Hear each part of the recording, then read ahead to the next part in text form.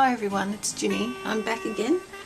I want to show you this time some other things that I've been up to that I did to try and get my creative mojo back again after being sick. So I've got a few things. I thought rather than put individual videos, I'll just show you all in one. So I'll just move Wendy's flip book out of the way. So the first thing I did was something that Laurie, Richardson, Haley did a video, I think it was called Come Play With Me, and she did something in real time and invited us to come and do it with her and follow along. So I thought that was a fabulous idea to get me going again, so I did it. So this is what I ended up with. Now I'm laughing because Laurie created a canvas, and it's quite a while since I did it. I'm not sure whether she did a couple or just the one, but anyway, hers was this beautiful soft canvas that she used beautiful soft colours, and it was muted and just gorgeous. Of course me, I went overboard.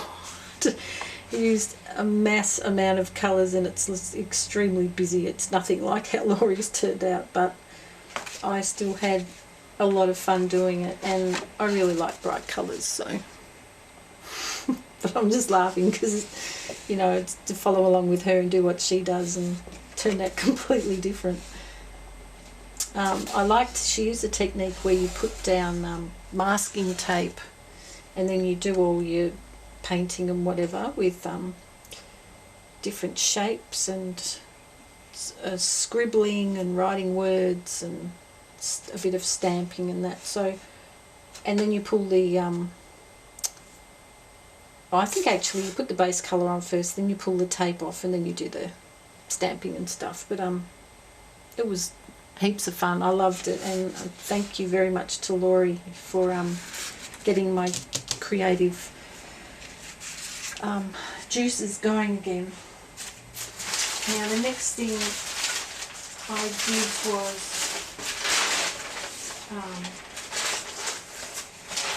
I went over to Nina Ribena, and I followed along with her. I'll have to move these out of the way because it's going to be pretty big, I think. Sorry.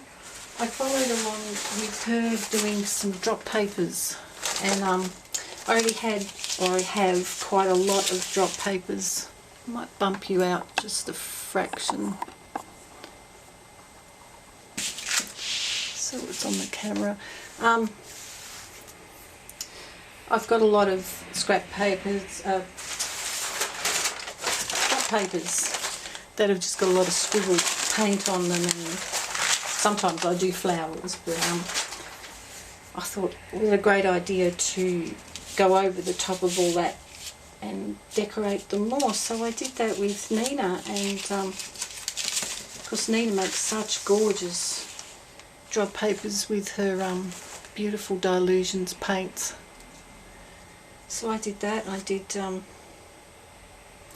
lot of sort of stamping with paint and a bit of scribbling, stamping with a bit of ink. I've got some birds and owls on there, some shapes. I've just done little bits of spirals with a paintbrush, and I've outlined things. I did stenciled butterflies on, and yeah. Oh, and I also, because I had some patches that was still left in white, I sprayed with some homemade alcohol inks just to fill it in so it was all colourful. So that's one. This is all torn, but I don't mind, because what I generally do with these is make little envelopes out of them, so when I send out something in a swap or a happy mail, I put little things in the little envelopes made of my drop papers. And because this is very thin, it's actually butcher's paper that I use, which come in big sheets, and I cut them in half. because they're so thin, I generally glue them together so they're double-sided and they're thicker and stronger. So that's the first one. Here's another one. I'm not sure if I'm quite finished with this one. It's probably not busy enough for my liking. I like things to be really busy. Yeah, a lot of fun. Stamping and colouring and outlining with Posca, white Posca pen, black gel pens, spraying, stamping with ink, lots of things, and stenciling. That's another one. Here's one I started. Sometimes if I'm doing a project and I have, you know, excess paint, I'll scrub it off onto the drop paper, and then sometimes I'll sort of get in a daydreamy mood and start doing flowers. So I just continued with that, putting dots of paint on them and circles and all sorts of things. Hopefully you can see that all right. So that's that one. And then a fourth one, I went a bit overboard with some gold metallic paint, so it's a bit shiny. And that's got butterflies and flowers and squiggles and spirals and a lot of mess.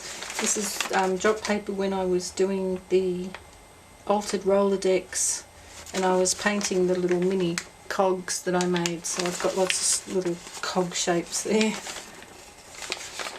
So yeah, I like doing this, and I like having these done now so I can just use them. So that's fabulous, and thank you very much to Nina for the inspiration, and it was fun doing it actually with you, Nina. I went back and watched a couple of your old videos and got a few ideas from you about sort of what am I going to do next. So that's really great. There's a couple of other, I did some thicker papers where I just, again, with the idea of the drop paper, I did the same sort of thing with the stamping, painting, stenciling and all of that. And because it's a bit thicker, I can do better things with these, so I've been punching shapes out of them. I made my very first flip book with this, but I can't show you, sorry, because I've already sent it off to someone. But I took photos, so I'll probably put them up later on. Yeah, so that's those. What else did I do? I did a couple of paintings.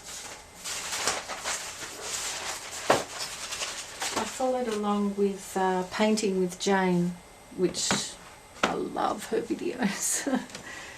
And just the first one I did. This is just an old bit of board. It's a bit curled up. I need to flatten it out, but I did this one, if you can see it. I'm getting a bit of glare, so that's why I'm moving it. Hopefully it's not too bad. It's the flowers on a fence background with lots of bits of grass and things in the bottom. There, let's look. Tripping over my words. Lots of fun to do things with her. You learn lots of really good techniques and tips and tricks on painting, and even though mine turn out, you know, quite different to hers, I still don't think it's too bad for the first time I did that. And I've learnt a lot of things about painting and things that I need to work on and practice to improve. So that's that one. And this one I loved the first time I saw it, and I wanted to do it for a long time, and that's the, I think she called this one Midnight Raven, because you know why I like this one, because it's got a raven. I had a lot of trouble with this. I did this on a canvas board that someone gave me, and I didn't realise, but it was a bit sort of dirty at the time, and I should have wiped it off first. So because I started painting, and I had a terrible time getting the paint to stick to the canvas, and kept making mistakes, and parts of it were pulling up, and I struggled with it, but I kept going. I ended up letting it dry completely, and then I went up right over the top of it again. But I'm reasonably happy with that. I don't think the Raven's all that fabulous, but I don't think it's all that bad either. I mean, his beak's a bit funny, and yeah, but first time trying. I like it. I love that effect of where it looks like it's a tunnel, and really enjoyed doing that with Jane. So thanks very much to Jane for doing all these fabulous videos where you teach us to paint. And the last thing I did that I've got to show you is I followed along with Wendy Mason. Thank you, Wendy.